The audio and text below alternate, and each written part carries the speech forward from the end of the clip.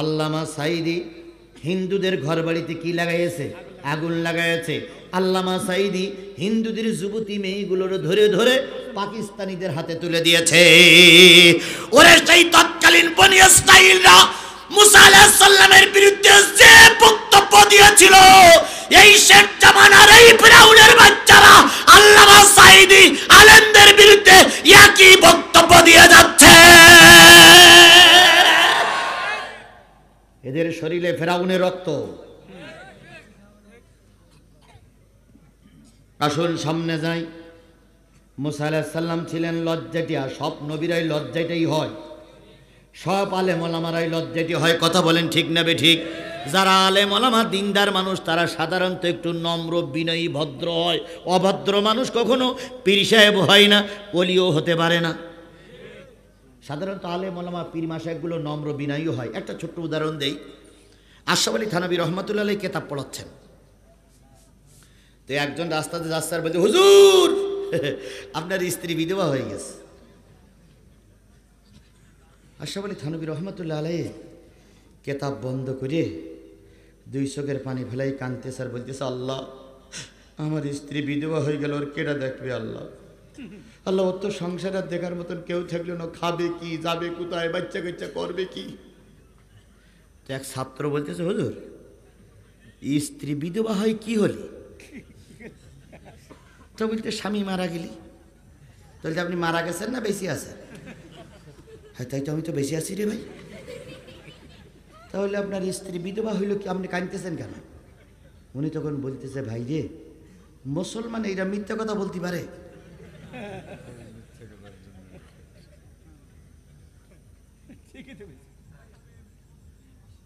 আজকে আমাদের সমাজেও টুপি মাথায় দিয়ে মিথ্যা কথা বলেছে, টুপি মাথায় দিয়ে কোর্টে আমাদের বিরুদ্ধে সাক্ষী দিয়েছে। কথা বলেন ঠিক না বেঠিক? আমার ভাইয়েরা, নবী রাসূলগণ হয় ধর্মভীরু, তারা হয় বিনয়ী, নম্র নম্র মেজাজের লোক। হযরত মুসা আলাইহিস সালাম দেখে প্রতিটা মনে মনে লেখা। মুসা আলাইহিস সালামের কয়টা দোষ? 4টা। লোকজন যখন মুসা আলাইহিস সালামকে পায় তখন ছোট ছোট বাচ্চারা কয়, ওই বলে সেই হুজুর, ওই দেখ ওই দেখ, হ্যাঁ ওই সেই লোক, ওই সেই লোক, ওই লোকের বলে সেই তা নেই, ওই লোকের বলে ক্যান্সার হয়েছে, এই ধারে কাছে যাইস না, এই পাশে যাবি না, ক্যান্সার হয়েছে, রোগ ধরি বলবে। একটা নিরপরাধ মানুষকে কালারিং করার জন্য কত ষড়যন্ত্র। আজও বিশ্বনন্দিত আলেম কানতে কানতে শেষ নিঃশ্বাস ত্যাগ করেছে। 52টা বছর 50টা বছর কোরআনের দাওয়াত দিয়ে দিয়ে গোটা বিশ্বে কোরআনের আওয়াজ পৌঁছাই দিলেন। যাবার সময় ধর্ষণের মামলা নিয়ে তাকে কবরে যেতে হলো।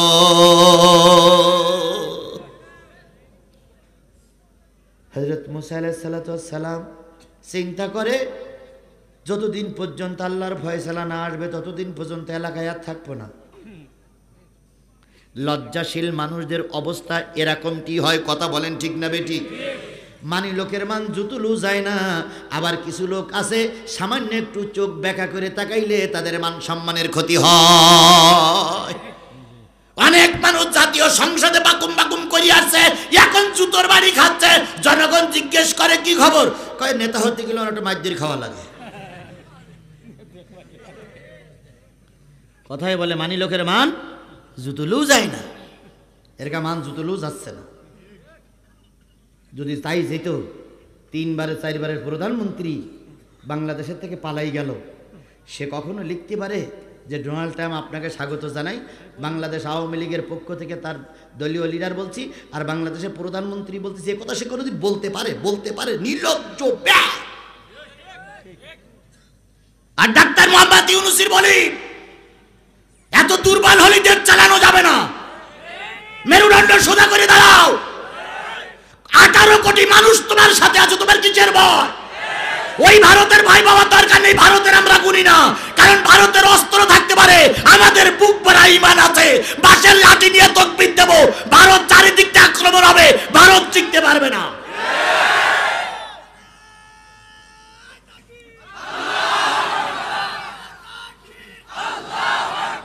কুকুর ঠান্ডা করতে গেলে মুগুর লাগে, কুকুর ঠান্ডা করতে গেলে কি লাগবে? মুগুর লাগবে। কুকুর ঠান্ডা করতে গেলে চুচু করলে চলবে না। এ কুকুরদের ঠান্ডা করতে গেলে ডাক্তার মোহাম্মদ ইউনূস হাতে মুগুর নেওয়া লাগবে। মুগুর ছাড়া এ কুকুর ঠান্ডা হবে না। একটু সুযোগ পেয়েছে আর কুসকুস কুসকুস কুসকুস করতেছে। আমাদের মনে করিস আমরা দুর্বল। আমরা দুর্বল নই। মদিনার সনদ দিয়ে একটু পরীক্ষা করে দেখতেছিলাম যে তোমরা আমাদের লাইনে আসো কিনা। এখন দেখা যাচ্ছে লাইনে আসা ছাড়া তোমরা হিতে বিপরীত কাজ করবার জন্য চেষ্টা করছো। আমরা গোটা দেশের মানুষ 3.5 হাত বাঁশের লাঠি দিয়ে তেল মাখায় অপেক্ষা করতেছি। মাথা উঁচু করলে কাল্লা আলাদা করে দেওয়া হবে। ফাজলামি করার একটা শেষ আছে। কথা বলেন ঠিক না ঠিক? একবার দুইবার তিনবার তারপর আর না। একবার দুইবার তিনবার তারপর ফাজলামি শুরু করেছে। কিছু কিছু জায়গায় আবার দেখা যাচ্ছে ওনারা ময়দানে নামার জন্য পরিকল্পনা করতেছে। কোন অধিকারে ময়দানে নামার জন্য চেষ্টা করো? লজ্জা শরম আছে? তোমাদেরই কারণে পিটিআর গুলো মারা গেল। কথা বলে ঠিক না ঠিক? তোমাদেরই কারণে হেফাজতে রাতের অন্ধকারে লাইট নিভাইয়ে পিঁপড়ের মতন গুলি করে মানুষদেরকে মেরে গরম পানি দিয়ে রক্ত পরিষ্কার করলে। তোমাদেরই কারণে 1500 যুবক ছাত্ররা মৃত্যুবরণ করলো। তোমাদেরই কারণে আল্লামা সাঈদীর রায়ের পরে 300 মানুষকে জীবন দিতে হয়েছে। নরঘাতক রক্ত পিপাসু এখন আবার রাজনীতি করার জন্য ময়দানে আসবে। বাংলাদেশের 16 কোটি 18 কোটি মানুষ এক ফোঁটা রক্ত থাকতে বিচারের রায় কার্যকর না হওয়া পর্যন্ত, বিচার শেষ না হওয়া পর্যন্ত আর রাজনীতি করতে দেওয়া হবে না। হ্যাঁ, যদি বিচারের পরে তোমরা বুঝি যে তোমরা নির্দোষ নিরপরাধ, আমার মতন তুমিও রাজনীতি করবা। কিন্তু তুমি সন্ত্রাসী জঙ্গি। তোমার বাংলাদেশ ছাত্রলীগ একটা জঙ্গি সংগঠন। আর তুমি তাদের জন্মদাতা মা, জন্মদাতা বাবা, তোমরা একটা জঙ্গি সংগঠন। এই জঙ্গি সংগঠনের বিচার না হওয়া পর্যন্ত বাংলাদেশ ছাত্রলীগকে যেমন নিষিদ্ধ করা হয়েছে, কোর্টের মাধ্যমে আওয়ামী লীগকে ওই কায়দায় নিষিদ্ধ করা লাগবে। জামানার পয়গম্বর মুসা লাজুক মানুষ, মনে আছে তো? লাজুক মানুষ লজ্জায় শরমে এলাকা ছেড়ে চলে গিয়েছে। পাহাড়ে জঙ্গলে ঘুরে বেড়ায়। পাহাড়ে জঙ্গলে ঘুরে বেড়ার মালিকের কাছে কান্দে, মালিক ফেরাউনের অত্যাচার সহ্য করতে না পেরে গেছিলাম মাদায়েনে। সেখানে এক নবীর বাড়িতে ছিলাম। সেখানে শোয়েব আলাইহিস সালামের বাড়িতে ছিলাম। ভালোই ছিলাম, তুমি ওহী করে আমাকে দেশে ডেকে আনলে। ডেকে আনার পরে এই যে আমার বিরুদ্ধে বিষাদগার চলছে, ও মালিক তুমি কি দেখো না তোমার নবীর মুসার বিরুদ্ধে তারা কত অপবাদ দিয়ে যাচ্ছে। আল্লামা সাঈদীর যখন রায় হয়, আল্লামা সাঈদী আদালতে দাঁড়াই বলেছিলেন, মহামান্য আদালত, এতক্ষণ আপনি সাক্ষীদের সাক্ষ্য শুনলেন। আপনার রায় লেখার আগে একটা কথা আমাকে বলার অনুমতি দেন। মহামান্য আদালতের বিচারপতি যারা ছিলেন তারা বললেন, হুজুর বলুন। উনি বললেন, একটা জায়গায় ছোট্ট করে লিখে রাখো, এই বিচার কিন্তু শেষ বিচার না। আর একটা বিচার আছে, আর একটা বিচার আছে, সেটা দুনিয়ায়ও হতে পারে, আখেরাতেও হতে পারে। দুনিয়ায় তো হবে, আখেরাতেও আল্লাহ পাক বিচার করবে। সেদিন এই বিচারপতি কালামানিক কলম গালে দিয়ে হাসিছিল আর বলেছিল, আপনার আল্লাহ কি বিচার করে আমরা দেখব। বলুন তো আল্লামা সাঈদীর সেই রায়টা, সেই দোয়াটা কাজে লেগেছে না লাগেনি? কালামানিকের বিসি আউট।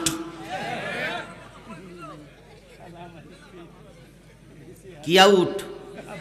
BC out. অনেক কথা বলতে চাই না, তো মুখ ভেসে বেরিয়ে যায়। বড় ভাইরা যেখানে আছে শ্বশুরের কথা বলতে নেই, তারপর বলি যায়, বেরিয়ে যায়। কালামানিক ডাক্তারের চিকিৎসা নিয়ে লুঙ্গি দিয়ে বেডশিট দিয়ে ঢেকে রেখেছে। দেখাই না যায় না তো, সব জিনিস দেখাই না যায়, সব জিনিস তো দেখাই না যায়। তো সাংবাদিকরা বলতে, স্যার আপনি না আগের বিচারপতি? হ্যাঁ। তো বেডশিট দিয়ে কি ঢাকা? বলতেছে যে আমার একটা আউট হয়ে গেছে।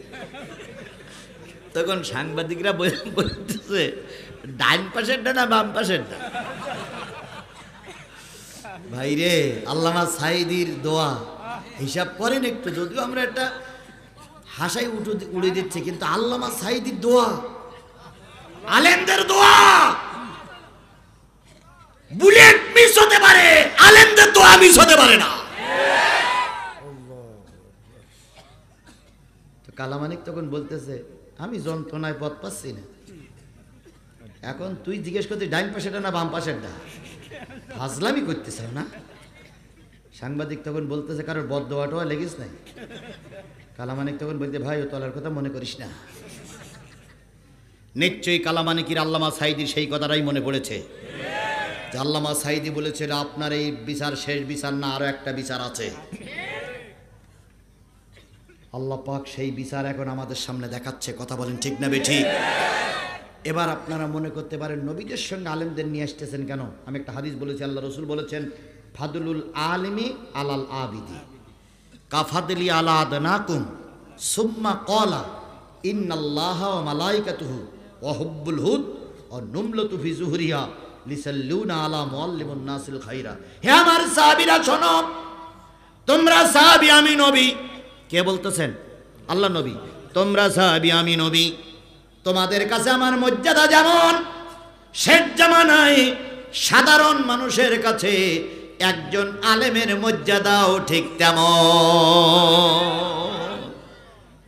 লুৎফর ভাই একটা হাদিস বলেছে, আমি লুৎফর ভাইয়ের কথাগুলো সব শুনছিলাম। আল ওলামাউ, এটা কিন্তু লুৎফর ভাই বলেছে। কি মনে আছে আপনাদের? ওরা আপনাদের মনে না থাকলে আমার মনে আছে। আলেমরা নবীদের ওয়ারিস, আর রাসূল বললেন আমার মর্যাদা তোমাদের কাছে যেমন শেষ জামানায় সাধারণ মানুষের কাছে আলেমের মর্যাদা তেমন। ইন্নাল্লাহ, নিশ্চয় জেনে রেখো, আল্লাহ তার ফেরেশতা, গর্তের পিপিলিকা, সাগরের মাছ, পৃথিবীর কুল কায়নাত একজন হক্কানি আলেমের জন্য কল্যাণের দোয়া করে। তাহলে আল্লামা সাঈদী নিঃসন্দেহে একজন হক্কানি আলেম ছিলেন। কথা বলেন ঠিক না বেঠিক? আরেকটু জোরে বলেন ঠিক না বেঠিক? আমরা বক্তৃতা করি, টাকা পয়সা আমাদের বিরাট চাহিদা হয়ে গেছে। টাকা পয়সা না হলে বিমানে আসতে পারি না, টাকা পয়সা না হলে হেলিকপ্টার উঠতে পারি না, টাকার পয়সা না হলে গাড়ি করতে পারি না, গাড়িতে আসতে পারি না, মাহফিল ধরতে পারি না। এই জন্য আমাদের টাকা পয়সার দাবি করেই আসতে হয়। আল্লামা সাঈদী 50টা বছর কোরআনের দাওয়াত দিলেন। যদি কোনো মাহফিল থেকে 10টা করে 1000 টাকা নিতেন, খোদার কসম গোটা 64টা জেলায় 64টা সোনার বাড়ি তৈরি করতে পারতেন।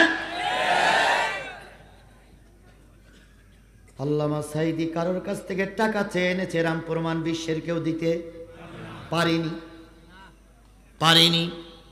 তাহলে তিনি ছিলেন নির্ভীক, নির্ভেজাল, দায়ী ইলাল্লাহর একজন সৈনিক। সেই লোকটারে যুদ্ধ অপরাধী বানানো হলো, ধর্ষক বানানো হলো, হিন্দুদের বাড়ি ঘরে আগুন লাগানোকারী বানানো হলো। হিন্দুদের তুলে দিয়েছিল কার হাতে? পাকিস্তানি সেনাদের হাতে। এই আওয়ামী লীগ সরকার এই অপবাদগুলো দিয়ে তাকে আমৃত্যু কারাদণ্ড দিল। কথা বলেন ঠিক না বেঠিক? মুসা আলাইহিস সালামের বিরুদ্ধে যখন লেমপ্লেট মারা হলো, বিরাট কিছু মারা হলো, মুসা আলাইহিস সালাম পালিয়ে গেলেন কোথায়? জঙ্গলে। জঙ্গলে দিয়ে কার কাছে কাঁদতে শুরু করেছে? আল্লাহর কাছে কাঁদতে শুরু করেছে। উদউনি আস্তাজিব লাকুম, বান্দা তুই আমারে ডাক, আমি তোর ডাকে সাড়া দেব। সেই আল্লাহ এখন আছে তো? এই মুসলমান কথা বলেন, সেই আল্লাহ এখন আছে তো? চলুন সামনে। মুসা আলাইহিস সালাম কাঁদতেছে। একের পর এক দিন যায়, মাস যায়, 6 মাস চলে গেল, কান্নার কোনো জবাব আসে না। মুসা আলাইহিস সালাম কয় আল্লাহ আর কতদিন কান্না লাগবে? আল্লাহ কয় মুসা রে তুই কাঁদতেছিস, আমি শুনতেছি, পরিবেশ তৈরি করতে একটু সময় লাগবে। তুই কাঁদতেছিস, আমি শুনতেছি, পরিবেশ তৈরি করতে একটু 15.5 বছর আমরা কেঁদেছি, নিজামী সাহেব কেঁদেছে, কাদের মোল্লা কেঁদেছে, আলী হাসান মুজাহিদ কেঁদেছে, আল্লামা সাঈদী কেঁদেছে, আল্লাহ কান্না শুনেছে, ছাত্রদের ময়দানে নেমেছে, ফিরাউনের বাচ্চারা ময়দান ছেড়ে দিয়েছে।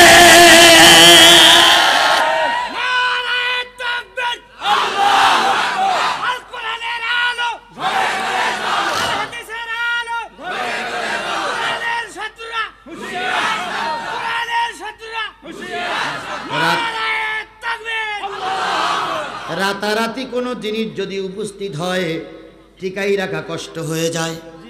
এই জন্য যে কাজ ধীরে ধীরে হয় সেই কাজের পর আল্লাহর রহমতের হাত আছে। কথা বলেন ঠিক না বেঠিক? 15 বছর নির্যাতন সহ্য করেছি, স্বাধীনতা পেয়েছি। এই স্বাধীনতা কোনো জালেমদের হাতে আর তুলে দেওয়া হবে না। 15 বছর রক্ত দিয়েছি, জেল কেটেছি, মামলা খেয়েছি, রিমান্ডে গিয়েছি, গুলির মুখের থেকে ফিরে এসেছি। এক ফোঁটা রক্ত থাকা অবস্থায় জালেমদের হাতে এই দেশ ছেড়ে দেওয়া যাবে না। মঞ্চে বসে কথা বলছি, এখনো 20টা মামলায় একটাও এখনো খারিজ হয়নি। 20টা মামলা মাথার পরে একটা মামলাও খারিজ হয়নি। আমির সাহেবকে, জেলা আমির সাহেবকে বললাম মামলা খারিজ হচ্ছে না কেন? কয় বিএনপি ওয়ালারা খারিজ করতেছে, আমরা খারিজ করবো না, আমরা বিচারের মাধ্যমে, রায়ের মাধ্যমে খারিজ করব। রায়ে বোঝাবে, বিচারে বোঝাবে আমরা নির্দোষ, আমরা ওই বিচারের মাধ্যমে বেরিয়ে আসবো। আমিও একমত। এখন যদি খারিজ করে দেওয়া হয় ওই মামলা আবার যদি কখনো 50 বছর আগে, যদি 50 বছর পরেও যদি আওয়ামী লীগ আসে, এই মামলা আবার পুনরায় জীবিত করতে পারবে। কিন্তু মামলার মাধ্যমে যদি রায় বেরিয়ে, মানে কি বলে, বিচারের মাধ্যমে যদি রায় বের হয়, কারোর বাবার শক্তি নেই ওই মামলা আবার পুনরুজ্জীবিত করার। এই জন্য আমরা রায়ের মাধ্যমে খারিজ করতে চাই, আমরা লাঠির মাধ্যমে খারিজ করতে চাই না। তবে খারিজ হয়ে যাবে, কোনো মামলা থাকবে না, কারণ আমরা কোনো অপরাধ করিনি। আমি কোরআন শরীফ ছুঁয়ে বলতেছি যে 20টা মামলা আমার পরে দেওয়া হয়েছে, একটা মামলা সামান্য ইঞ্চি পরিমাণ, ইঞ্চির চাইতে আরো নিচে সামান্য চুল পরিমাণ ওই মামলার সঙ্গে আমি জড়িত ছিলাম না।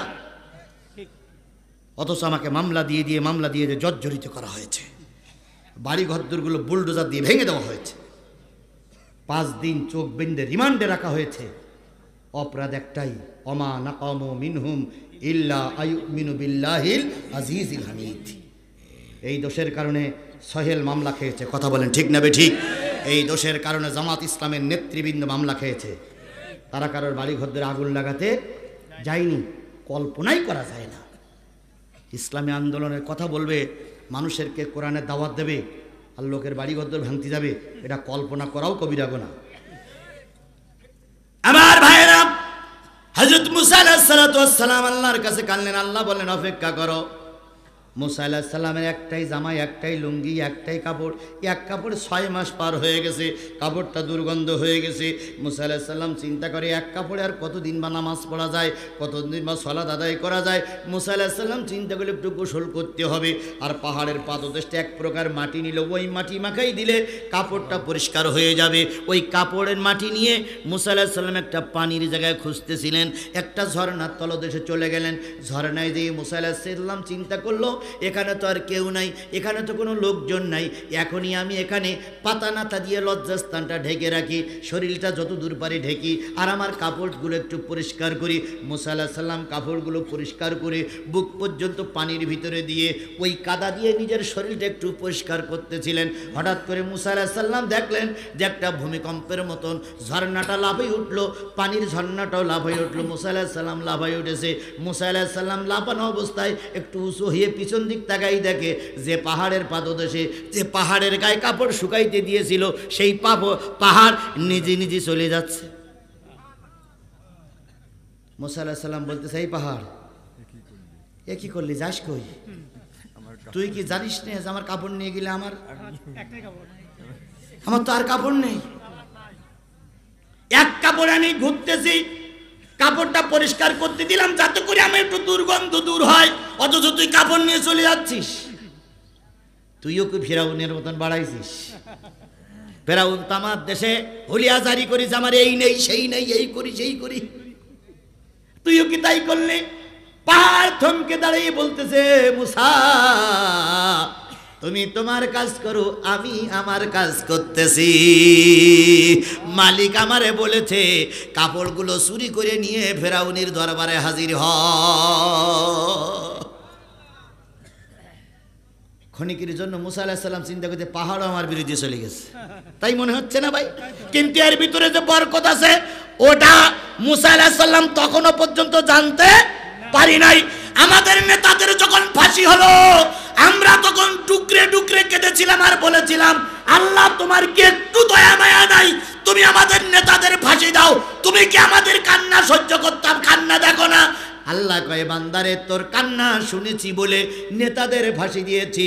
নেতার রক্ত জমিনে পড়েছে, এবার এই রক্ত কোরআনের জমিন হয়ে যাবে। আল্লামা সাঈদীর রক্ত যদি এই জমিনে না পড়তো, এত ইসলামী আন্দোলন চাঙ্গা হতো কিনা আমি জানি না। বড় বড় নেতাদের রক্ত জমিনে পড়েছে, জমিন চাঙ্গা হয়ে গেছে। কথা বলেন ঠিক না বেঠিক? এখন এই চাঙ্গাটা ধরে রাখার জন্য সুষ্ঠু নির্বাচন হবে, কোরআনের পক্ষে রায় দেব। আল্লামা সাঈদী বলেছিলেন, আমার শেষ স্বপ্ন কোরআন দিয়ে দেশ চলতেছে, আমি একটা বারের জন্য দেখতে চাই। তাহলে আল্লামা সাঈদীর নিচে আমরা ভালোবাসি। কথা বলেন ঠিক না বেঠিক? এই ভালোবাসার বহিঃপ্রকাশ ঘটানোর জন্য আগামী নির্বাচনে সাঈদী পক্ষের সৈনিকদেরকে ব্যালট পেপারে সাপোর্ট দিয়ে কোরআনের রাজ কায়েম করে আল্লামা সাঈদীর রক্তের প্রতিশোধ দিতে হবে। কারা কারা রাজি আছেন দুই হাত উঁচু করে দেখান।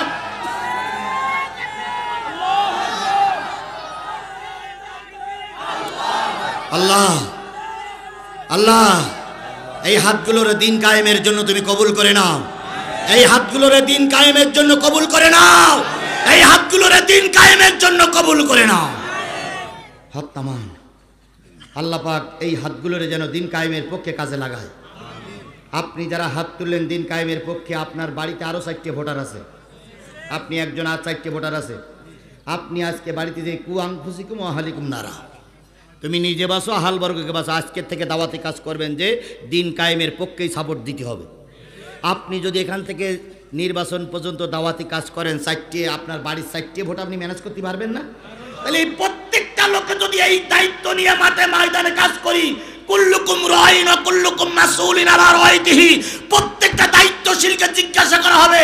আজকের থেকে এই দায়িত্ব নিয়ে যদি মাঠে নামি, আগামী নির্বাচনে কোরআন বিজয়ের জন্য কারোর পায়ে ধরা লাগবে না, এমনি কোরআন বিজয় হয়ে যাবে। আর সব বক্তাগুলো এখন কিছু কিছু বক্তা বিগত 13-14 বছর কিছুই বলেনি, এখন মঞ্চে উঠে যখন কথা বলে তখন মনে হয় ওরাই হইল রাজমিস্ত্রি আর আজিজুল ইসলাম জিহাদি হইল জোগাড়ি। বিগত 15টা বছর কি কষ্ট করে আমাকে এই বিলকসির থেকে যেতে হয়েছে, কেউ না জানলে আমার ছোট ভাই সোহেল জানে, শামীম আইছে না, শামীমও জানে কত কষ্ট করে আমাদের এখান থেকে বেরিয়ে যেতে হয়েছে। চারিদিক ব্যারিকেড। আমি আল্লাহর এই বান্দার জন্য বড় বড় মাহফিলে যেই দোয়া করি, আল্লাহ তার হায়াতে তৈয়বা দান করুক। আমাকে শুধু বলতেন, জিহাদি ভাই আমার লোক আছে, আপনি টেনশন করবেন না, আপনি কথা বলুন, আমি লোক ফিট করে রাখতেছি। মঞ্চের থেকে টুপ করে বলতেন, আপনি এই পাশটা বেরিয়ে যান। বেরিয়ে যেতাম। ছেলেরা যে কীভাবে কষ্ট করে আমাকে পার করেছে, সেই দিনগুলো, সেই ইতিহাসগুলো যখন মনে পড়ে তখন ব্যালেন্স ঠিক রাখতে পারি না। নেতারা আমাকে বলে ঠান্ডা মাথায় কথা বলেন, আমিও ঠান্ডা মাথায় কথা বলতে চাই, কিন্তু অতীতের ইতিহাস যখন আমার হৃদয়ের ভিতরে জেগে ওঠে তখন মনে হয় ওদের ছিঁড়ে খেয়ে ফেললেও আমার রাগ পলায় না, কারণ কম কষ্ট ওরা আমাকে দেয়নি। কথা বলেন ঠিক না বে ঠিক? পাশে একটা মাঠে মাহফিল হয়েছিল, কোন মাঠে জানো বড় ভাই? বিশাল মাহফিল। পুলিশ এসে বলল জিহাদির উঠতে দেওয়া হবে না, বড়া। হ্যাঁ হ্যাঁ, পুলিশ এসে বলল উঠতে দেওয়া হবে না। আমরা টার্গেট নিলাম 5 মিনিটের জন্য হলেও মঞ্চে উঠবো। 5 মিনিটের জন্য সোহেল ভাই বলেন, আমি মঞ্চে যাচ্ছি না, আপনি মঞ্চে যান, দেখি আমি কোন জায়গায় ট্যাকেল দিতে পারি। সোহেল ভাই একটা ঘরে নিয়ে আমাকে বসালেন, খাওয়া দাওয়ার পরে মঞ্চে তুলে দিলেন। মঞ্চে তুলে যাওয়ার পরে আমি কান্নাকাটি করে মোনাজাত করে নেমে আসলাম। পুলিশ খুঁজতেছিল আমাকে। সোহেল ভাই যে কোনো কায়দা আমাকে ব্যারিকেড দিয়ে অনেক দূর, সে জায়গার নামান না বলি, দূরে আমাকে বের করে দিয়েছে। এত কষ্ট করে আমাদের এই বিগত 15টা বছর কোরআনের মাহফিলের কথা বলতে হয়েছে। আর এখন অনেকেই অনেকেই উড়িয়ে এসে চিল চুড়ে গেছে বিল, কথা বলেন ঠিক না বেঠিক? অনেকেই আল্লামা সাঈদীর জন্য আনন্দ মিছিল বের করেছিল, অনেকেই আল্লামা সাঈদীর ফাঁসির জন্য সরকারকে উৎসাহ দান করেছিল। তারা এখন যখন বড় বড় কথা বলে, আল্লামা সাঈদীর আত্মা কষ্ট পায়।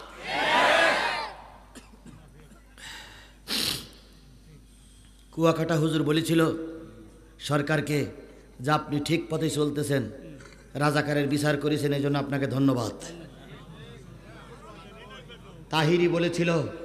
তাহিরি বলেছিল সরকার রাজাকারদের সুষ্ঠু বিচার করার জন্য সরকারকে সাধুবাদ জানাই। এই যে 3 ইঞ্চি ডিবি হারুন, 3 ইঞ্চি হারুনকে তাহিরি পাশে বসাই রেখে জামাত ইসলামের বিরুদ্ধে অনেক কথা বলেছিল। সব কথাগুলো আমাদের মনে আছে, কথা বলেন ঠিক না বেঠিক? তারাই এসে এখন যদি বাকুম করে, এটা মেনে নেওয়া যায় না। আর এদের পক্ষে অনেক পাগড়িওয়ালা, টুপিওয়ালা, দাড়িওয়ালারা ওদের পক্ষে দালালি করেছিল। সে দালাল বেলকুচিতেও আছে।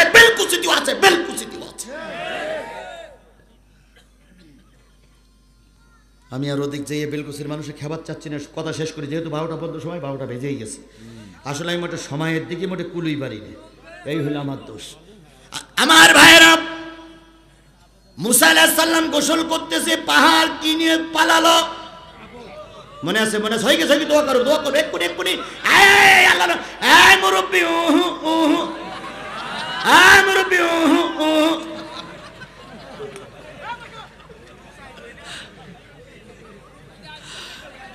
সে মনে আছে তো? বাস, কিছু ভাইরাল হয়ে রয়েছে। তাহিরি একসময় হজ করতে যেয়ে, না তাহিরি না, ওই কুয়াকাটা হজ করতে যেয়ে কি বলেছে, এরকম একটা ছোট্ট ছেলে সামনেতে বলতেছে জয় বাংলা, জয় বাংলা স্লোগান দিয়েছে কুয়াকাটার মাহফিলে। কুয়াকাটা থাকলো থাম, পাশে তো একজন বলছে আপনি তো জয় বাংলার লোক, কুয়া মিছিল করছে তো আপনার সমস্যা, আপনি তো জয় বাংলারই লোক। মান সম্মান এদের জুতুলেও যায় না, কথা বলেন ঠিক না বেঠিক? এরা মনে করে আমরা বিরাট সম্মানী। আজারির ব্যাপারে একটা বাজে মন্তব্য করেছিল, মনে আছে না আপনাদের?